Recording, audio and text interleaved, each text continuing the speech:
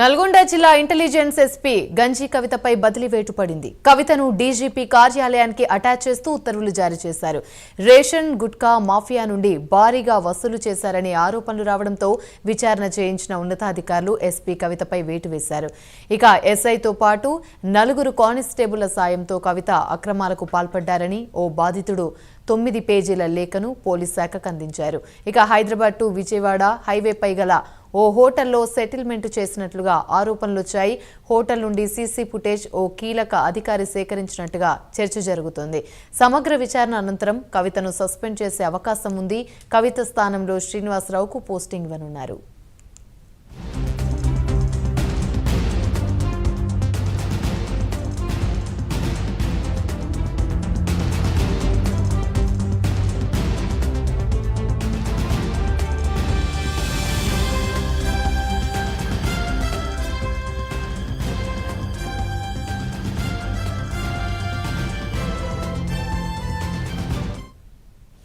ఇదే అంశానికి సంబంధించి మరిన్ని వివరాలు మా ప్రతినిధి నల్గొండ నుండి శంకర్ అందిస్తారు.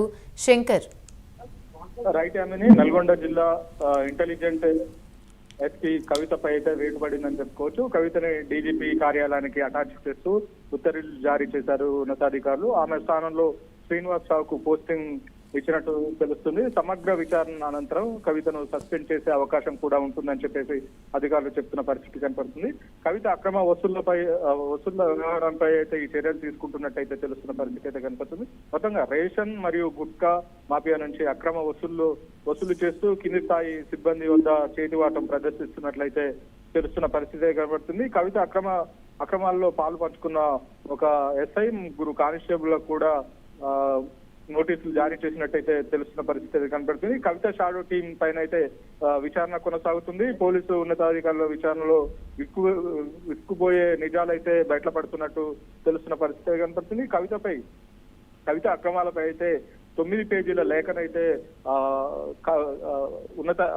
ఉన్నతాధికారులకు ఆ సిబ్బంది 9 పేజీల లేఖను రాసినట్టయితే తెలుస్తుంది. తోటి ఉద్యోగులే 9 పేజీల లేఖలు కవిత అక్రమాలు ఏంటి, కవిత ఎలాంటి వసూలు చేస్తుందని ఒక 9 పేజీల లేఖనైతే ఉన్నతాధికారులకు తోటి ఉద్యోగులే రాసినట్టయితే తెలుస్తుంది. లేఖలో బాధిత పోలీసుల ఆవేదన, కవిత టీం ఆగడాలపై అయితే లేఖలో పేర్కొన్నట్టు ఆ అజ్ఞాత బాధితుడు అయితే పేర్కొన్నారు. మొత్తంగా అవినీతి బయటపెట్టామంటూ కవితను 4 రిపోర్టర్లు బ్లాక్మెయిల్ కూడా చేశారని చెప్పేసి జిల్లాలో విస్తృతంగా వాట్సాప్ లో అయితే చక్కర్లు కొడుతున్న పరిస్థితి అయితే కనపడుతుంది. కవితపై ఈ పిటిషన్ ఏదైతుందో ఈ దరఖాస్తు ఏదైతే పెట్టారో ఉన్నతాధికారులు వాట్సాప్ లో జిల్లా వాట్సాప్ గ్రూపుల్లో చక్కర్లు కొడుతున్న పరిస్థితి అయితే కనపడుతుంది. అయితే మొత్తంగా ఈ కవితపై వచ్చిన ఆరోపణలు ఏవైతే ఉంటాయో ఆరోపణలకు ఉన్నతాధికారులు రెస్పాండ్ అయ్యి ఆ విచారణకు చేపడతామని చెప్పేసి విచారణకు కూడా ఆదేశించినట్లు జరుగుతుంది. ఆమెను డీజీపీ ఆఫీస్ కి అటాచ్ చేశారు. విచారణ అనంతరం సస్పెండ్ కూడా చేసే అవకాశాలు ఉన్నాయని చెప్పేసి చెప్తున్న పరిస్థితి అయితే కనపడుతుంది. Right, thank you.